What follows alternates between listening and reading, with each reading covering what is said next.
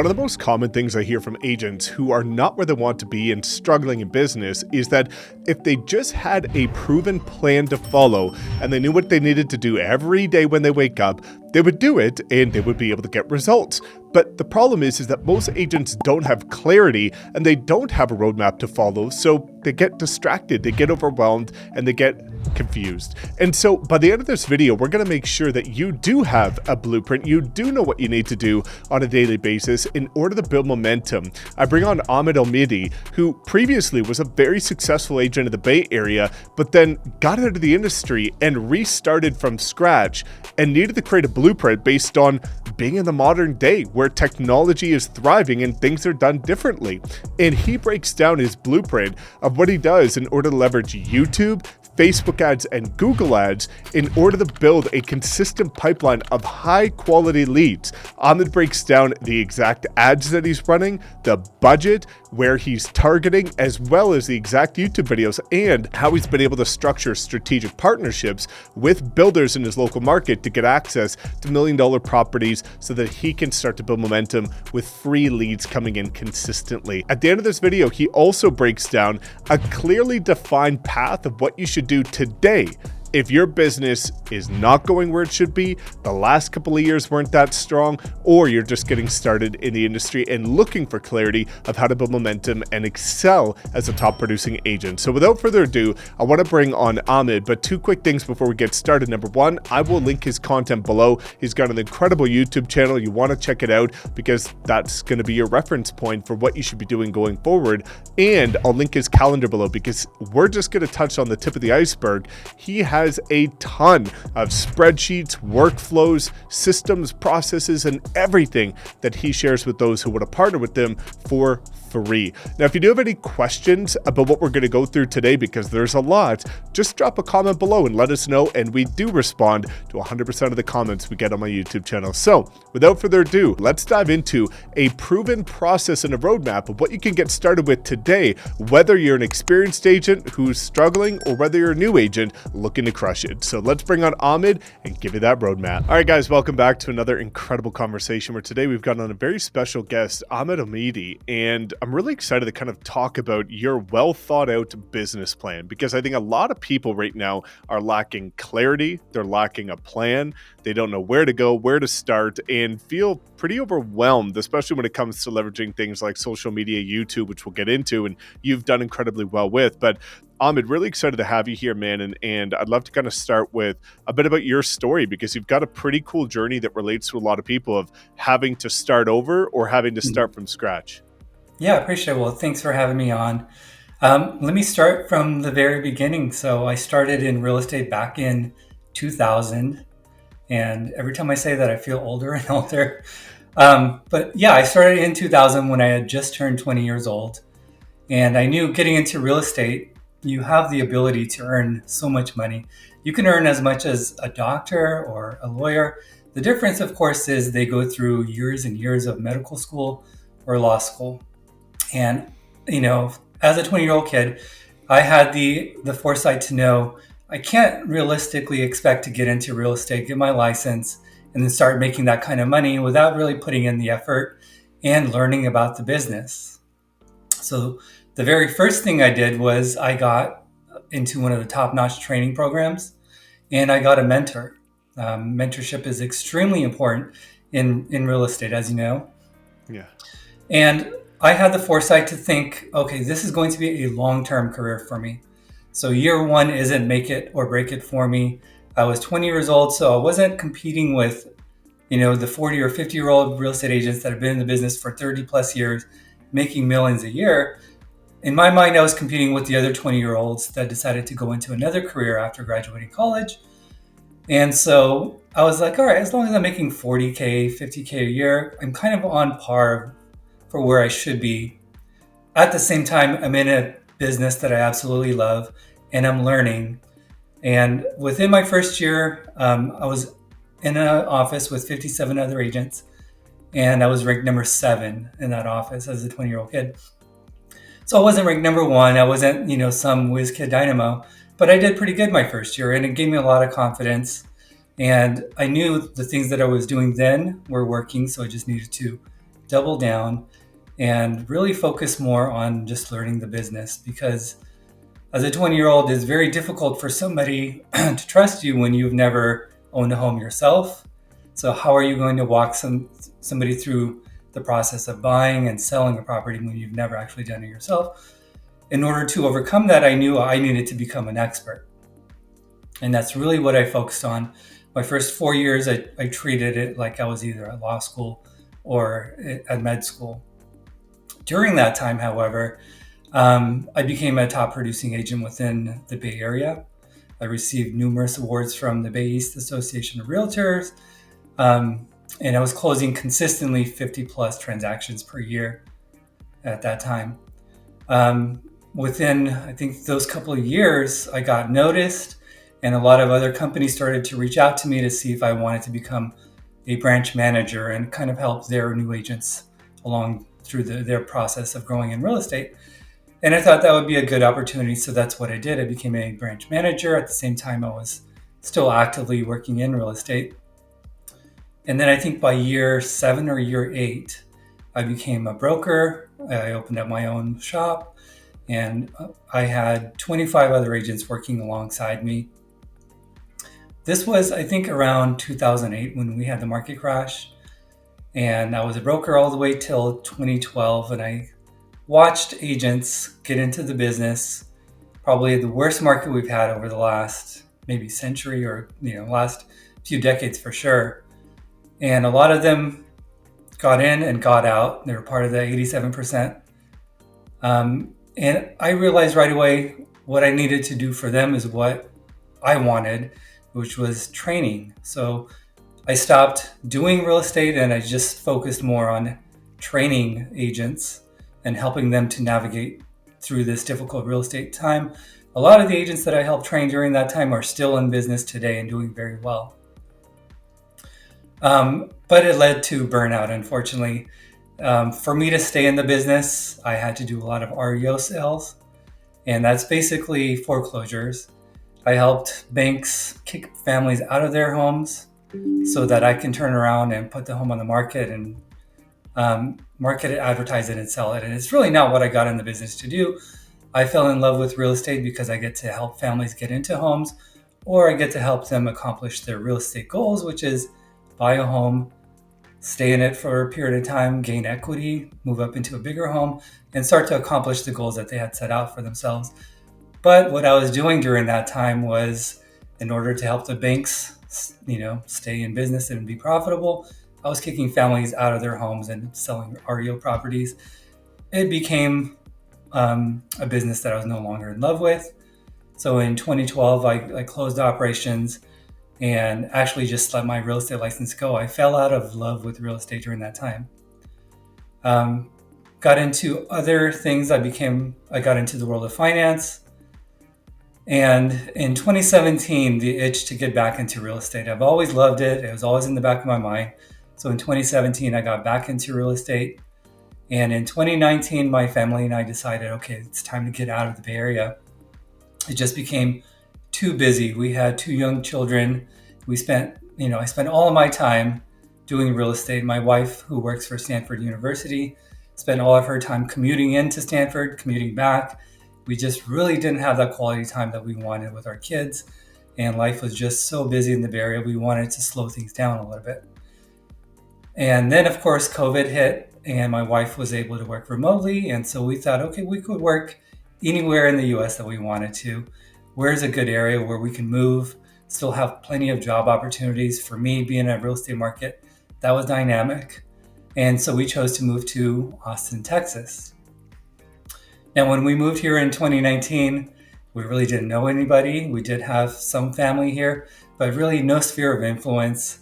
And it was very much like starting from scratch for my real estate career. And at that time, well, as you know, Mike, one of the questions that a lot of successful agents get asked all the time is, if you had to start over, what would you do?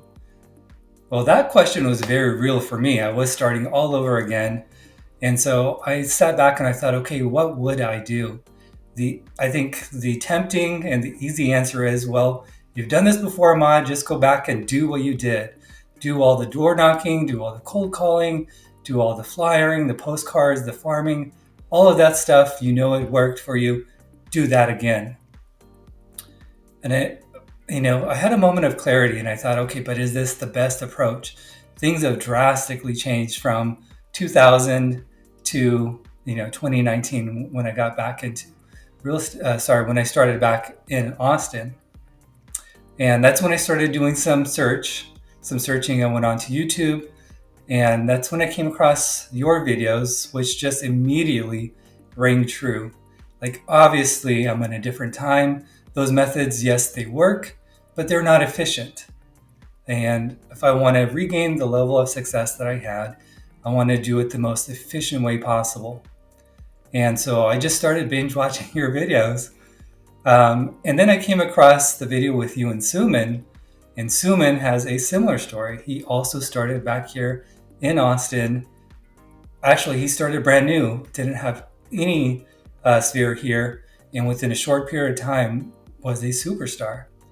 And so I was like, all right, I don't need to recreate the wheel here. I have sort of, Suman has blazed the trail that I can follow. So I called Suman and I just had a discussion with him and partnered up with Suman and with you. And since then, it's been a steady progression. I started a YouTube channel, but at the same time, I focused on other methods. I focused heavily on social media. So I have TikTok, Instagram, Facebook, and on top of that, I doubled down on Facebook advertising as well as Google advertising. And I built together a marketing plan that I thought was pretty much all encompassing. If this wasn't going to work, then nothing was going to work.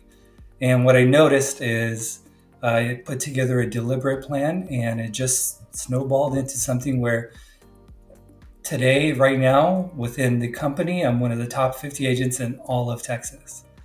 And thanks to you and the Social Agent Academy and partnering with other members here in the Wolfpack, I think it's made a huge difference. I love that, man. It's an incredible story. And again, I think a lot of people, can really resonate with that of starting over and feeling lost and not really knowing where to go because, times have changed and there's so many different angles you could approach your business in. And a lot of people find, chaos and distraction, and they don't quite have clarity on where they would like to go or what they would like to do. And I know that you have taken a very calculated approach of how you would like to run your business. And I think that's incredible. I try and take the same approach. Being an engineer, I'm very process driven, very analytical, and I like to, kind of have a vision and a picture of where things are going and where they could be heading. But I would love for you to start to unpack some of those platforms, because I know that you're really active on YouTube. I know that people are going to be curious of what Facebook ads and Google ads you're running. So,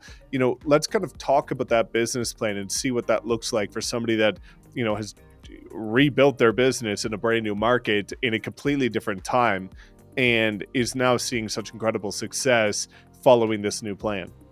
Yeah. So I had a funny thought when I put together my business plan.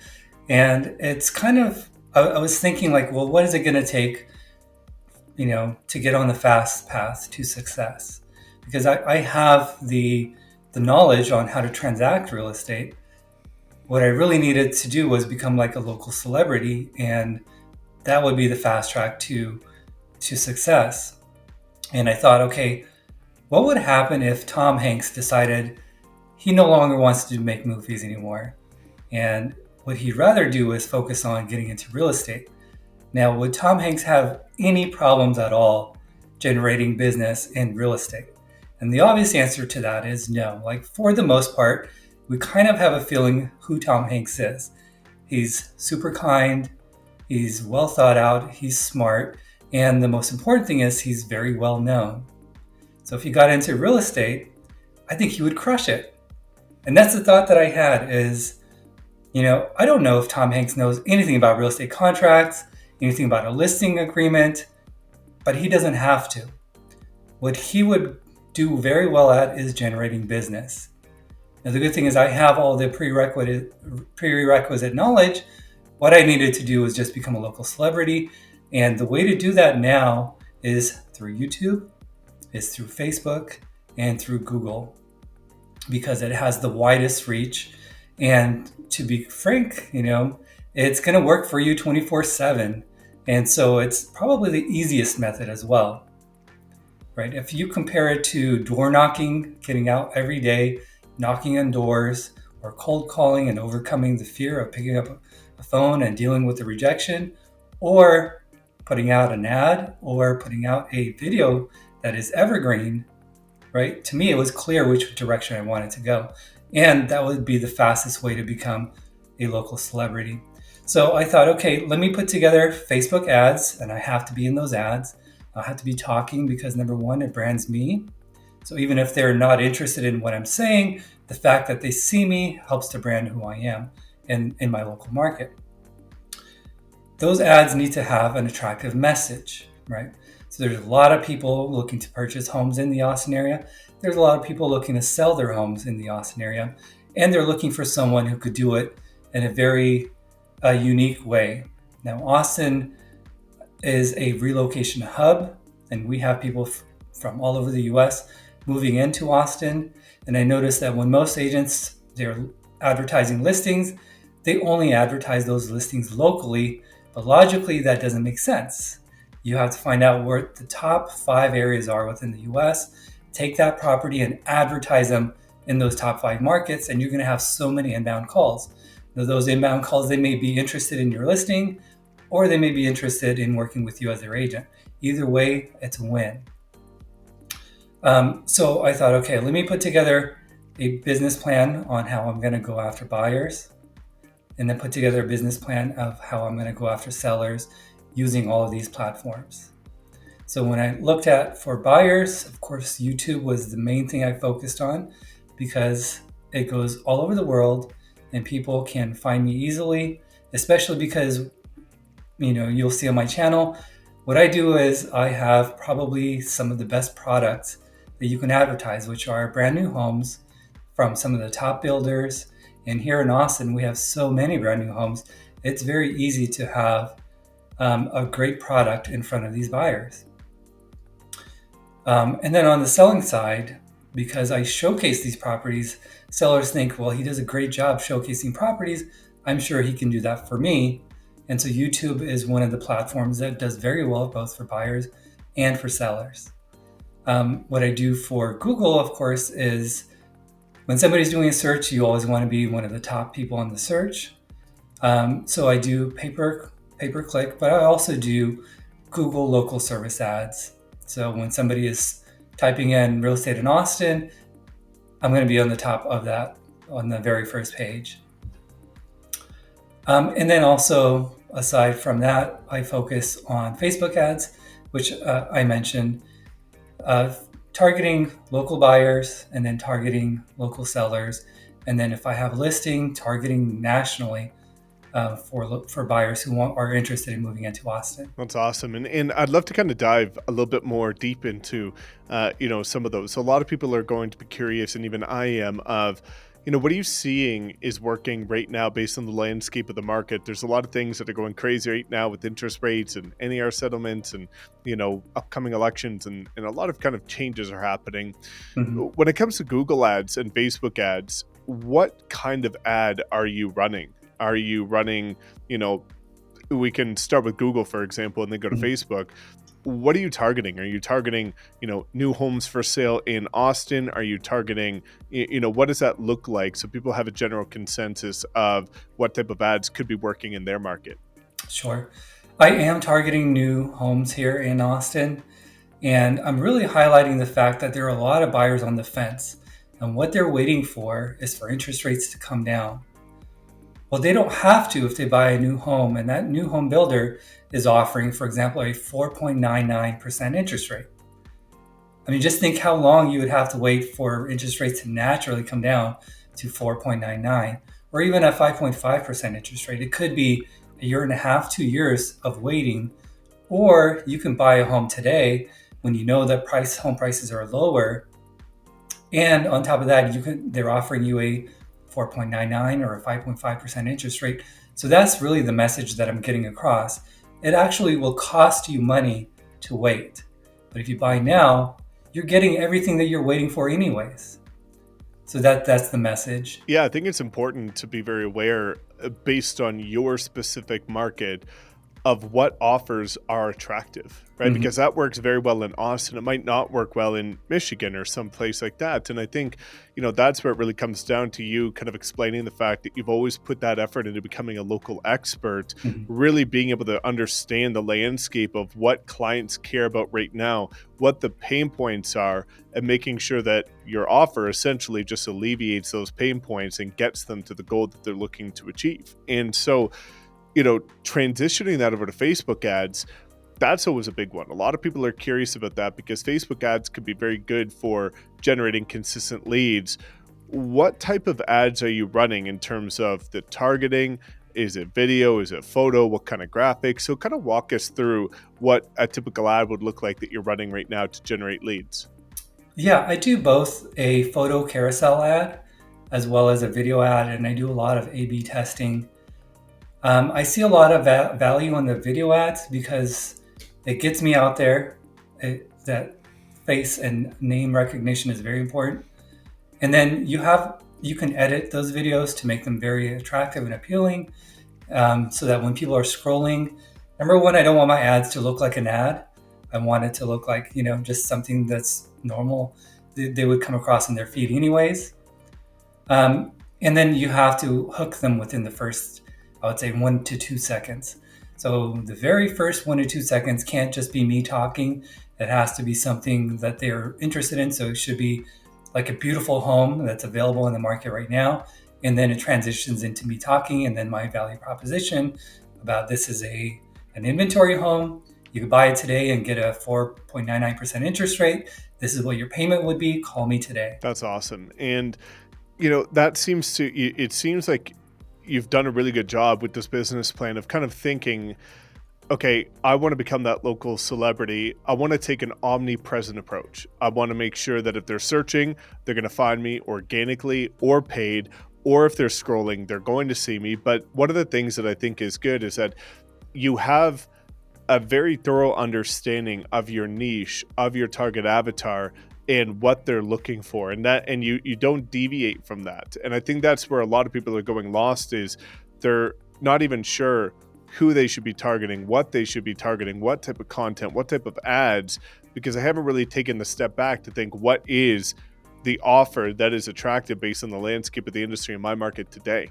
And you've done a really good job at that, which makes sense that, not only have you solved the problem, but you're exploring every single avenue of search and communication to make sure that you're getting in front of people that would be in desire to experience that offer, right?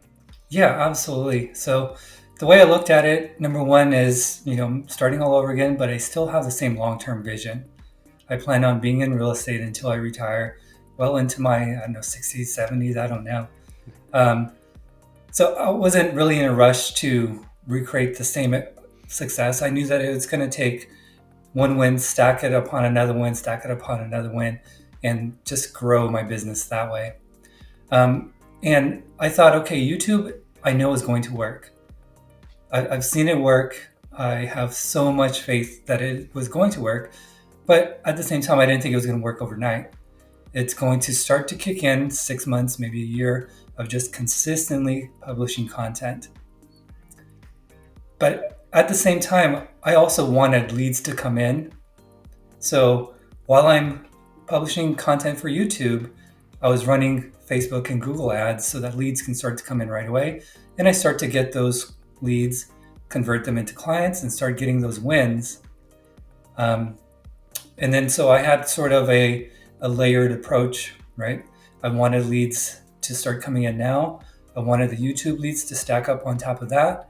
And then it just kind of snowballs from there. I think that's a really good point before we segue into YouTube, is helping people understand that concept of not putting all of your eggs in one basket. I think a lot of people have seen, for example, what Suman has done, as you've alluded to, and they just think, okay, if I just, take my phone and go do a bunch of like POV property tours, that I'm suddenly going to be doing $5 million GCI in the first 3 years. And, there's anomalies that have been able to do that. But I think a lot of people fall short because they like the idea of a platform like YouTube or short form content or whatever organic avenue they decide to explore.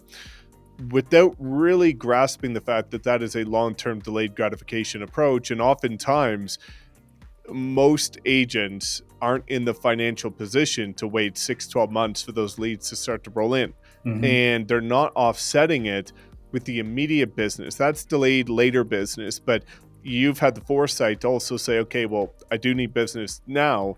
What can I do to control that? And one of the best ways to do it is paid advertising, strategically tailored toward a niche or a problem. And so I think it's great, where I always talk about the fact that, people are asking me, should I do one or the other? And the truth is, you should do both. And I always did the same thing. It took a while for my content to hit, but I offset that with continuous ads so that I was always not just becoming top of mind, but remaining top of mind. Hmm. And I think it's a really great job that you've been able to do that, because eventually, once your content takes off, you could probably reduce your ad spend, but still get equally or better results as you previously were. So let's kind of head in that direction of YouTube. So, previously you took a much more traditional approach to your real estate business in the past life in the Bay Area. And then fast forward, you having the kind of knowledge to say, okay, things are different. I'm going to start on YouTube. What has that journey looked like for you in the sense of getting started, improving over time, being consistent? What kinds of videos do you find are working well based on your market? What does that journey looks like for you from somebody that previously didn't really have much experience in that lane? Yeah, I think it was kind of a good thing that I didn't have experience in it, because, just the type of person I am, I like to think about things methodically and kind of plan how it's going to work out and really learn about it. I'm not a perfectionist, so I didn't expect to be, perfect and then get into it. But I do want to know what I'm doing before I start doing it. And then I know I'm going to get better over time. So the first thing was, okay, what kind of videos do I want to put out there?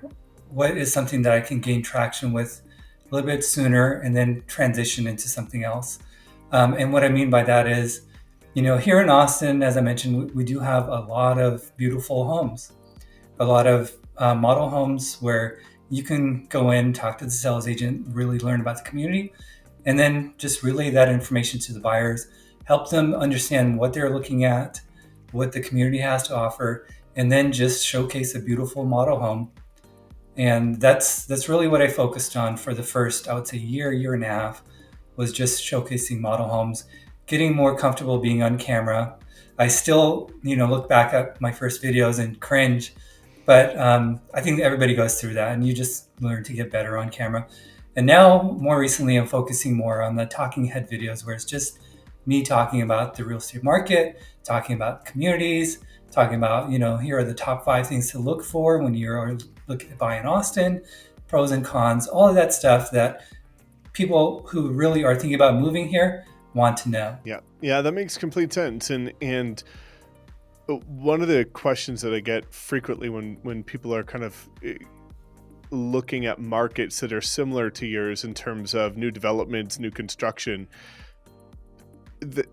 there seems to be some confusion as to how to get access to properties. And so I would love for you to kind of, dissect what it's been like for you to go through that process in terms of how are you connecting with the builders or the representatives? What type of equipment are you bringing there to film with? How long is it taking you, like from start to finish, of saying, okay, there's a new development, new builder coming up, next week? Take us through that journey of how you would approach that situation in order to get your foot in the door, get access, film it, that type of stuff. Yep. The first thing I do is I identify communities and properties that match what my clients are looking for. So just because there's a new model home doesn't mean that I'm necessarily going to go out and shoot that model home, because it may not match what my clients are looking for. And I've done a good job of kind of staying within like a certain specific niche.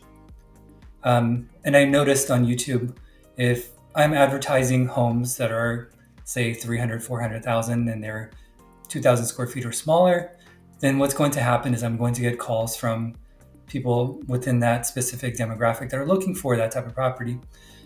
And then vice versa. If I'm just showing multi-million-dollar homes or $1 million homes, then I'm going to get calls from people looking for that type of property. So I might as well showcase the ones that look really nice and fit for what I'm looking for. So that's number one, is kind of identify the properties that match. Number two is then do my research and learn about the community and go online and learn as much as I can about that community, so that when I'm talking to the sales agents, I come across as knowledgeable and they're more willing to allow me to film their model home. And what I'll do is I'll walk in, I'll introduce myself, and I'll just let them know, hey, I have a YouTube channel where I showcase some of the most beautiful homes throughout Austin, and this is definitely one of those homes that I like to showcase. Would it be all right if I put this on a YouTube channel? And I would say 99% of the time, they're happy to have me do it. 1% of the time, they'll say, you know what, our marketing department, they really don't allow this anymore, so I'm sorry. It's not anything to do with you. It's just we don't allow any real estate agents to do it. And I'm okay with that. I understand that's their position. I don't agree with it, but I understand. I do think if they allow realtors to advertise their property, that's free advertising for them. They'll have more buyers that way, but that's fine. They can't control what realtors say or do once they publish the YouTube videos. And so they say, okay, we don't want to deal with that headache. Understandable. So that's how I identify the properties. That's how I get there okay. And I just walk in with a business card so that I introduce myself. They know who I am. They see that I do work for eXp Realty, which is a well-known brokerage. And then I walk in with my iPhone and a gimbal, and that's really it. Yep. And what are you using for audio? So I will have a microphone, a Bluetooth microphone that I'll put on my lapel. But what I'm doing now actually is I built a studio here. So what I'll do is a pre-video, and I'll say, hey, this is what we're about to go take a look at. Here are the highlights of this property in this community. Let's go take a look. And then I'll just edit it to where now we're just going through the model home. I think that's awesome. Yeah, I think it's really important to see that, you and many others, and Suman and truthfully, the majority of people that have seen very successful when it comes to content on YouTube for real estate is they really don't have any fancy setup. They're just taking consistent action and, doing it over time and building those relationships. And I think it's really good, again, that you're not just trying to film any home under the sun, but you've rather got clarity of who you're trying to attract. And I think a lot of people are wondering maybe why they're attracting lower price points, or why they can't break into higher price points, or maybe they've got nightmare clients, or whatever the situation is. But a lot of that stems from what they could be doing differently. They don't even have clarity on, who they're looking to get after. And if they are, their actions don't necessarily align with that in terms of their marketing, advertising, and even branding efforts to make sure that, you want to get in front of $1 million clients. Well, do you look like $1 million agent? Does your content reflect that quality? Like, is everything all encompassed? And I think that's what you've done very well is, when you look at your brand, it's consistent. Your content is high quality. You're omnipresent, but all of it is predicated on that single focus of new construction in the, upper half price point. And you've done really well with that. Yeah, thank you. So far, knock on wood, things have been going really well. And I think a lot of it has to do with just kind of the planning I put before executing that, like you mentioned, that omnipresent marketing plan. So I do think, there are a lot of agents that are getting into real estate, or there are agents that have been in real estate, but they haven't yet met the level of success that they would like. One of the things I did when I became a broker is helped a lot of agents to actually do that, put together a marketing plan for themselves and put together sort of a lead generation strategy for them. And it doesn't have to be any one specific method. I mean, if somebody says, you know what, cold calling is more on the offensive, and that's what I want to do, great, I'll help you put together a plan for that. It's really the consistency and the duration for how long you do it. It's going to work. It's going to take a lot of time and effort. So you just need to be consistent. Yeah, definitely. And I think, even going back to that concept of you starting over, it's never too late to reinvent yourself. So even if you've been in the market for an extended period of time, but maybe your production has hit a plateau or you're not really on track to be hitting your goals, I think there's a lot of weight in going back and saying, okay, if you could start fresh, where would you go? What would you do? How would you do it? And I think a lot of times agents, especially ones that have extensive experience, kind of get caught in that comfort zone of saying, I've always done it this way, so I'm going to continue to do it this way, and not really taking a step back, and think, how can I innovate? How can I reinvent myself? And how can I be doing things differently, better to stand out over time? Because the ones that win are the ones that continue to adapt and adopt new information and technology and AI and video and things like that. So that they're always ahead of the curve. And that, especially as the NAR settlement comes into effect, that's going to make it much easier for you to justify your value and thus, present, the need for the commission payout and things like that. So, one thing that I'm pretty curious about, just from your experience, especially starting in a new market, and one that is quite competitive, what does the daily budget look like when it comes to your Facebook ads, Google ads, and what has that been translating into? Because I think a lot of people, similar to content, a lot of people are kind of fearful to invest time but not get anything back. When it comes to advertising, a lot of people are scared of spending money and not getting anything in return. Now, if you don't over time, that's not because ads don't work, it's because you didn't do it properly. But I'd love to just get some context as to what you're seeing works in terms of maybe a daily, weekly, or monthly ad spend that you've seen worked well. Yeah, when I started out, I was doing $10 a day Facebook ads, and then I think $10 a day for Google ads. And my thinking was, this is a business. Like Coca-Cola and Nike, you have to advertise. Therefore, you have to have an advertising budget. You have to spend money to make money. You just need to make sure that you're spending it wisely, as you mentioned, because you can definitely spend money and get no results. But if you do a lot of A/B testing, you'll soon find out what's working for you in your market. And then you'll be able to double down on only the ads that work. And then you can just kind of set it and forget it for a while. Those leads will just come in, and then you don't have to worry about what kind of ads do I have to create. Just let it run and just focus on the leads and converting those leads into clients. Definitely. Yeah, it's good because a lot of people think that you need to spend some massive budget, but if you're, sure, you would need to spend a pretty significant budget if you were saying, buying a home in Austin.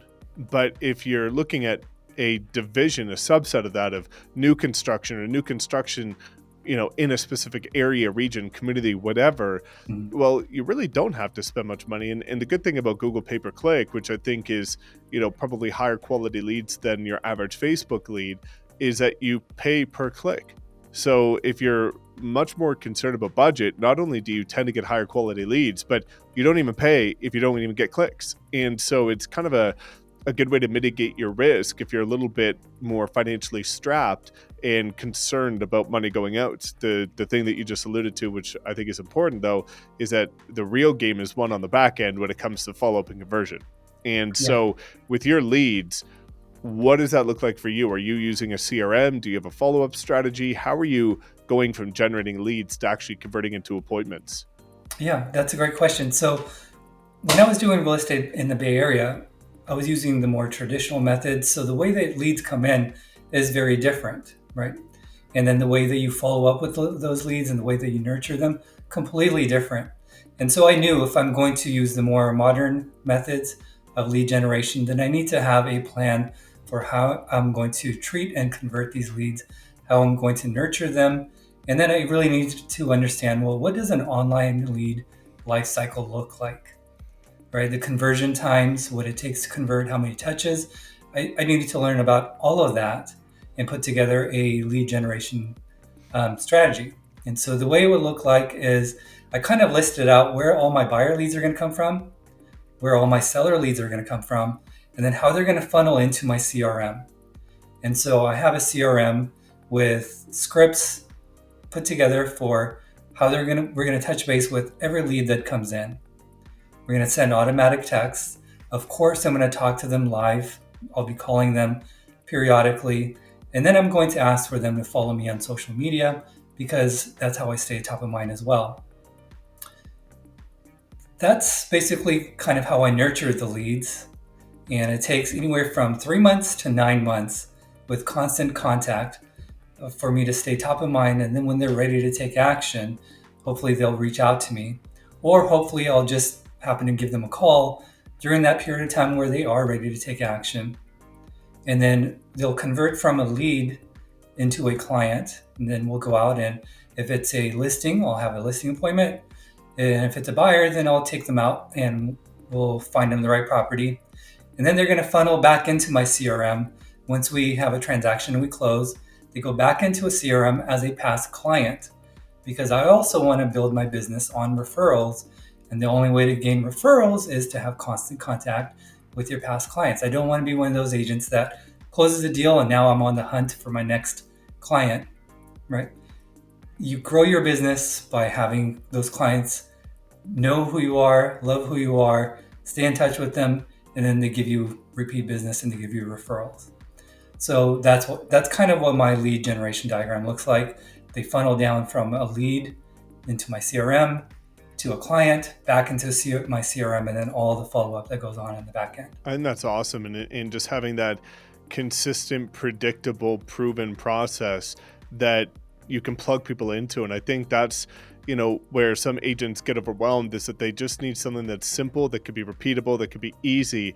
And, what you're doing is very effective, and it's really not that complex, but it's something that could be built into a habit and a routine that you could do with every client. And again, so many people are missing out on those lost future transactions of, they're always focused on the next deal, the next lead, and not even caring about the people who are their best customers, the ones that they've already worked with. And, my only question about that is going to be, what does the touch point cadence look like for people that enter as a lead? I think a lot of people are hesitant when it comes to following up with online leads using, KV Core, Follow Up Boss, Lofty, Chime, whatever they, want to refer to. It is, am I doing too much? Am I not doing enough? What does that look like? So from your experience, is it sort of like a weekly cadence? Is it, multiple times? Does it start front loaded a bit more frequently and then tailor off? What does your approach look like when it comes to your CRM? It's minimum twice a week, and that's minimum. So it could be I'm reaching them through a social media post as well as an email drip campaign. If it's a buyer, then it could be an MLS drip campaign. And if it's a seller, then it's, monthly market updates. So that's one touch point, as well as email marketing and then social media, and then phone calls, as well as if it's, somebody that I helped to purchase a home, I know eventually they're going to want to sell.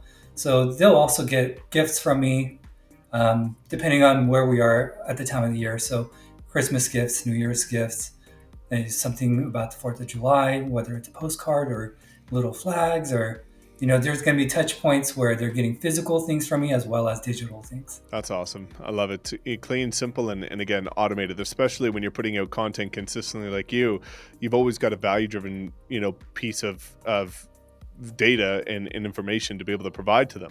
And so I think that's another really easy way to nurture clients without being pushy or salesy. And so, as we kind of bring this full circle, one of the questions that I have for you, especially with your wealth of experience and, the fact that you've kind of started over again, if we look at an agent that is either starting over, starting new, or looking for a fresh start because the last year and a half maybe hasn't gone as planned, what's your advice to them starting today, saying, okay, I'm going to reinvent myself today. I'm going to do things different.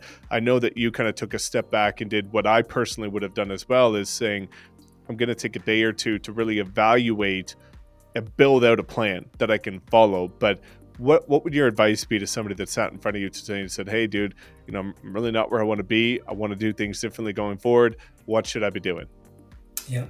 I would say there's 3 things I would focus on. Don't become part of the statistic, the 87% that leave the industry within their first 2 years.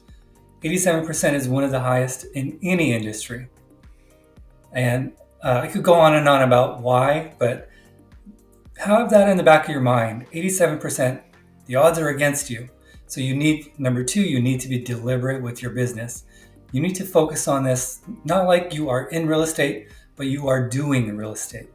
You are putting together a marketing plan, you're putting together a business strategy, and then you are spending all of your time executing. If you don't have a marketing plan and you don't have a business strategy, then I don't know what you're executing. You might be doing, one thing today, a whole different thing tomorrow, and there's no real pathway to success. So you definitely have to have that. And then the third thing is, just as you mentioned, when you're putting together your business strategy and your marketing strategy, you need to take a step back and assess where you are, what type of market you're in, what's working for that specific market. And that's really what I did when I moved to Austin, because it's very different than the Bay Area. In the Bay Area, there's not a lot of brand new homes. So if I had to restart my career back in the Bay Area, I would have a different approach. And there's no one way to do it. There's so many different ways, as long as you are being smart, you're being deliberate, you put together that plan, and you execute that plan without falling into the shiny object syndrome, where you do this for 3 months and you think, okay, now I'm going to do that. This is a long-term business and it's a long-term plan. You have to execute for years and years and let it snowball for you. That's awesome. And I think that kind of goes back to one of the beautiful things you said in the beginning of the fact that, you weren't treating your first year as, if it doesn't work out, then I'm done, I'm on to the next thing. You treated it as a first year in business. It's a first of many years that you're committing to, and looking at this as a long-term actual career, not just something that you want to dabble in, give it a shot, and if it doesn't work out, okay, back to the 9 to 5. You made that commitment, and I think a lot of people set themselves up for disappointment from day one because they see their friend or somebody on social media that they follow that did 20, 30, 50 deals in their first year, Suman, 87 deals.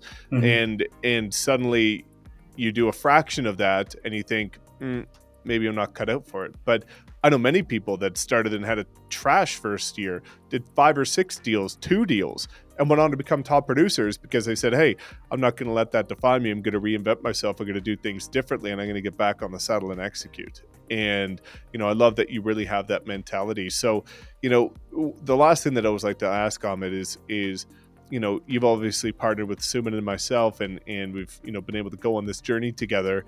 A lot of people are curious, especially reinventing yourself in a new market. Number one, why did you choose EXP? And number two, what can people expect when partnering with you in order to get support from you, Suman, and myself to help scale their business? Perfect. Yeah. So why I chose to join EXP, and especially the Wolfpack, is watching your videos really resonated with me. It just made the most sense for today's real estate, for what we're seeing in real estate today. And then the content was just top notch. There's a lot of people out there putting out content, and some of it's good and some of it's not so great. But yours was just consistently the best content that I found out there. And then once I joined EXP and the Wolfpack, and I had access to Social Agent Academy, I was blown away. I mean, everything that you needed to know on how to become successful today is right there at your fingertips. I kind of liken it to joining a gym and you are the trainer. Now, most people know the key to a healthy life is diet and exercise, right? And most people know kind of what you should eat and what you should avoid. Don't have junk food. Most people know work out and do something healthy for 30 minutes a day. And then there's the people that understand that message and say, okay, I'm going to do that. And they go on to have a healthy life. And there's people that understand the message, but for whatever reason, they just don't do it. Well, this is kind of like joining a gym where you're saying specifically, here are all the exercises you need to do.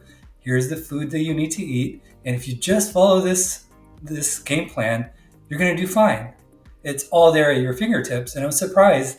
All I did when I said, okay, I'm going to focus on this new method of marketing was just step by step, watch your videos and apply what I learned. And it was just a foolproof system for success. I love it. So what you're going to get when you work with me is, I like to be very methodical. And unfortunately, I could really nerd out about this and show you my Excel spreadsheets and my diagrams that I have because I'm also a visual learner.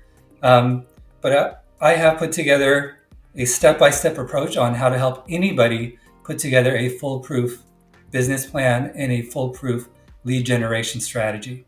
So that part of it is going to be taken care of. And then the how-tos will be taken care of by the Social Agent Academy. They'll learn everything they need to know by joining the Wolfpack. I think it's incredible, man. And again, just that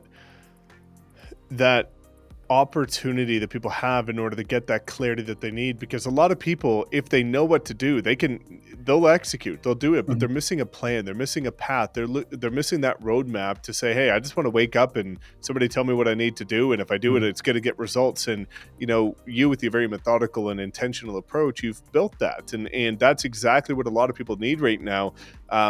Because that definition of insanity is doing the same thing over and expecting a different result. Well, there's a lot of people that have been doing the same thing for the last couple of years, wondering why their business is not changing, but they're going to continue to do it and operate at the same capacity that they have and expect something different. But the fact that people could partner with you who are actively implementing these strategies, then get somebody like Suman who has, absolutely taken the world by storm and done what I don't know anybody else has done, and also getting our support mentorship is a really incredible opportunity. So again, guys, I'm going to link all of Ahmed's incredible content below, as well as his calendar link, so you can book a call with him. And again, I encourage you to pick his brain and talk about aligning with him, because that opportunity to have a business plan that gives you the structure and gives you the clarity of what you need to do going forward will be absolutely life-changing. Because everybody, and you even said this in the beginning, Ahmed, the importance of having a mentor, the importance of having somebody that can coach you who has done it themselves